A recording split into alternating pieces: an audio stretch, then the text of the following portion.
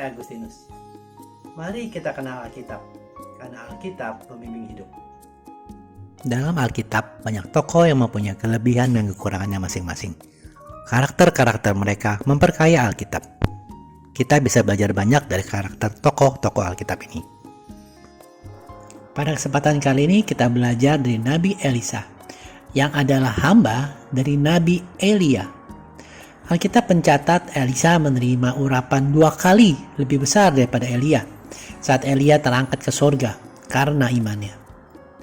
Nama Elisa mempunyai arti Allah adalah keselamatan.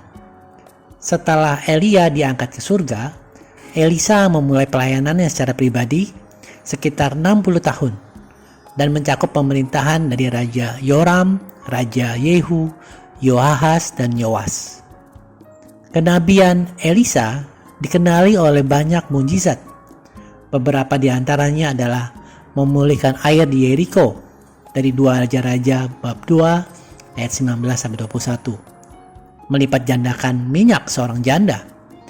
Bernubuat seorang putra akan lahir bagi keluarga Sunem yang telah memberikan dia makan. Menghilangkan racun dari masakan Rabu liar. Menggandakan 20 roti jelai hingga memberi makan 100 orang. Menyembuhkan Naaman dari penyakit kustanya dari 2 Raja-Raja bab 5. Dan membuat mata kapak mengapung di atas air. Itu adalah beberapa dari mujizat yang dilakukan oleh Nabi Elisa. Namun fokus pada kenal Alkitab kita hari ini adalah perihal panggilan dari Elisa yang dapat kita baca dari kitab 1 Raja-Raja bab 19 ayat 19 hingga 21. Setelah Elia pergi dari sana, ia bertemu dengan Elisa bin Safat yang sedang membajak dengan 12 pasang lembu. Sedang ia sendiri mengemudikan yang ke-12. Ketika Elia lalu dari dekatnya, ia melemparkan jubahnya kepadanya. Lalu Elisa meninggalkan lembu itu dan berlari mengikuti Elia. Katanya, "Biarkanlah aku mencium ayahku dan ibuku dahulu, lalu aku akan mengikuti engkau." Jawabnya kepadanya, "Baiklah, pulang dahulu, dan ingatlah apa yang telah kuperbuat kepadamu."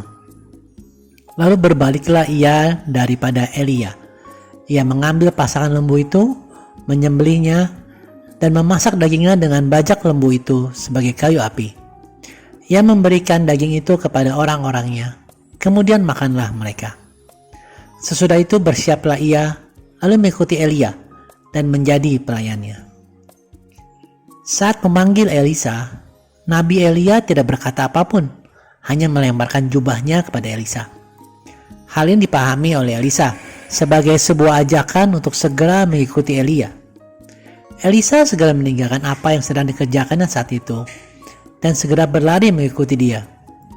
Spontan, segera, ia hanya minta waktu untuk berpamitan dengan orang tuanya dan orang-orang yang bekerja bersamanya.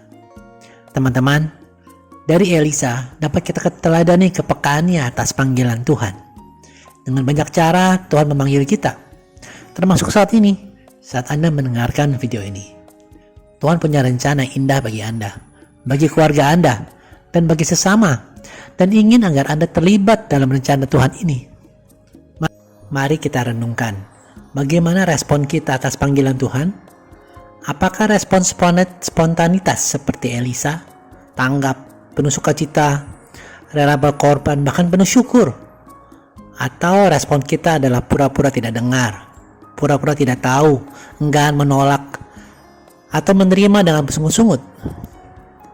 Arah Roh Kudus, pimpinlah kami, lembutkan hati kami, agar kami peka mendengar panggilan-Mu dan dengan sukacita menyambutnya. Terima kasih sudah menyaksikan. Mohon like dan subscribe untuk membantu channel ini bertumbuh dan firman Tuhan semakin diwartakan. Sampai bertemu pada video kenal Alkitab Rabu depan. Kasih karunia Tuhan Yesus Kristus menyertai Anda sekalian. Amin.